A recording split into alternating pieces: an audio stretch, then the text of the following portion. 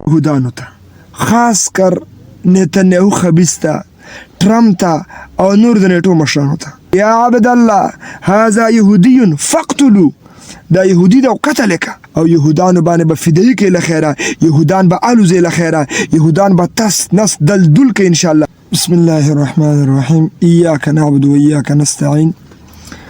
دا پیغام دا د الله او د رسول د ډلې نه لخوانه چې د الله او د رسول ډلې سبا هغه د امام مهدي لښکر به جوړیږي انشاءالله په افغانستان خراسان کې انشاءالله.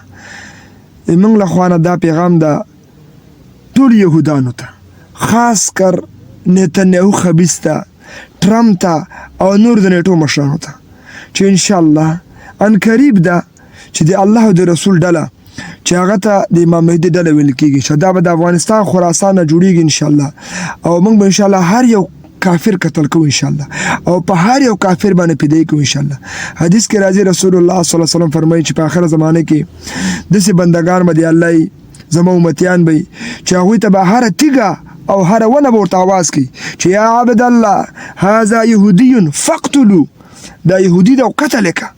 انشاءالله د دغه لښکر لپاره، دغه کاروان لپاره چې افغانستان خراسان نه به تیریږي انشاءالله، او دوی به د فلسطین د مظلوم امت حمایت کوي لخیره، او یهودانو باندې به فدیه کوي لخیره، یهودان به الوزي لخیره، یهودان به تس نس دلدل کوي انشاءالله.